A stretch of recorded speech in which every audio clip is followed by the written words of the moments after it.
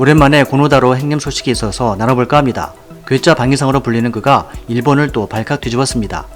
고노다로 방위상의 갑작스러운 발표에 일본 언론들은 16일 톱으로 기사를 게재했습니다.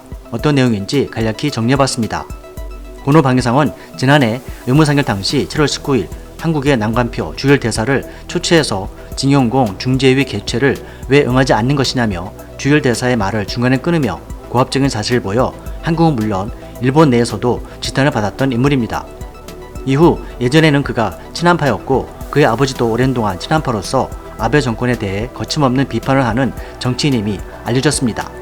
일본의 지난 과오에 대해서 사과하고 영원히 그 빚을 갚아야 한다라고 주장하는 친한파의 한 사람이고 그 부류라는 것이죠. 본론으로 들어가서 2017년 일본 정부는 북한의 탄도미사일 위협에 대비하기 위해 미국산 이지스 어쇼어의 도입을 결정했습니다. 일본 국민들은 북한에 대해서 가장 심각하게 자국의 위협적인 국가로 인식하고 있으며 남한과 북한이 통일이 되면 일본을 쳐들어올 거라는 생각이 지배적이어서 안보상 미국을 매우 중요한 우방국으로 생각하고 있다고 합니다. 그런데 이 같은 아베 정부가 중요하게 여겨왔던 사업을 고노 방위상이 전격 취소하게 됐다고 갑자기 발표한 것입니다. 그러나 이미 아베 총리와도 두어 차례 보고했고 동의를 얻은 것으로 알려졌습니다. 이 미국산 무기 도입은 배치 예정지도 아베 총리의 지역구인 아키타현, 야마구천으로 주민들의 반대 속에서 강행해왔던 것이어서 더욱 이슈가 되고 있습니다.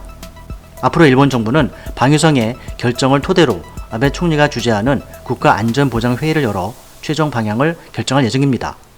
이지스 어쇼어는 4,500억엔 약 5조 640억 원에 달하는 배치 비용과 10년 이상 수천억 엔의 수리비 때문에 여론의 비판이 있어왔습니다. 고노 방위상은 요격 미사일을 발사할 때 추진 보조 장치, 즉 부스터를 훈련장 내에 낙하시킬 수 있는지 기술적으로 확신할 수 없다고 발표했습니다. 즉 배치 지역 주민의 안전을 보장할 수 없다는 점으로 기존의 소프트웨어만 손보면 되는 문제라고 생각했지만 검토해본 결과 하드웨어까지 개량해야 하는 문제가 드러나 결국 중단을 최종적으로 결정하게 됐다는 것입니다.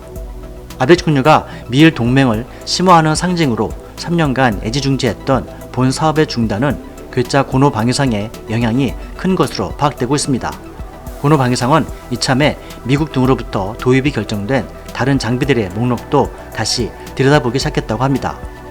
고노 방위상은 이러한 결정에 대해서 도입 당시보다 가격이 오른 장비들을 대상으로 도입 취소 시 대안이 없는지 주로 체크했고 더불어 예산 낭비를 막고 방위비를 효율적으로 쓰기 위해서 검토한 것으로 부스터 낙하 문제가 국민의 안전을 위협한다고 판단했기 때문에 국방 담당자로서 책임을 통감하고 미련 없이 이지스 어쇼어가 아닌 다른 방식을 위해 포기하자고 결단을 내렸다고 언론에 밝혔습니다. 일본 내에서도 평소 고독한 1위로 불릴 만큼 독특한 캐릭터의 소유자로 튀는 행동도 서슴지 않는 고노다운 발상이라고 평가되고 있습니다.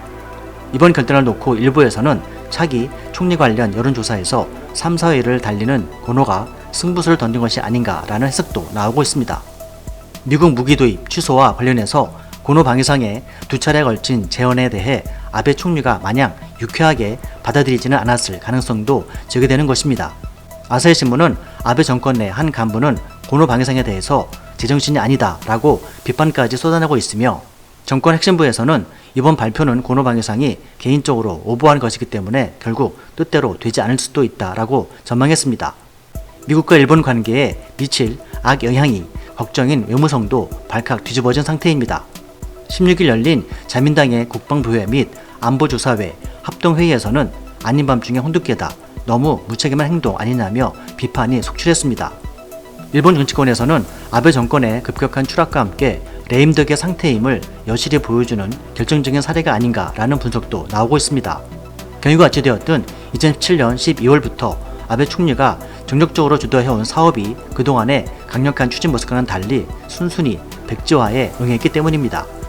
자민당 최고위에서 당의 입지를 살려서 재집권의 기회를 잡기 위해 아베 총리와 탑 교체를 이미 논의한 것이 아닌가라는 관측도 나옵니다.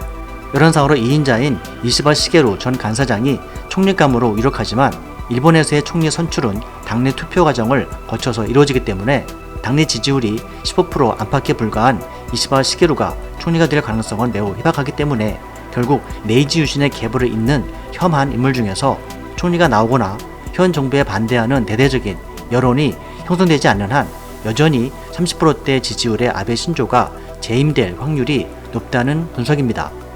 국내 전문가 중에서도 극우의 뿌리인 메이지 유지는 죽지 않는다며 아베 총리가 퇴진한다 해도 혐한이 사라지는 것은 아니다 라고 얘기합니다.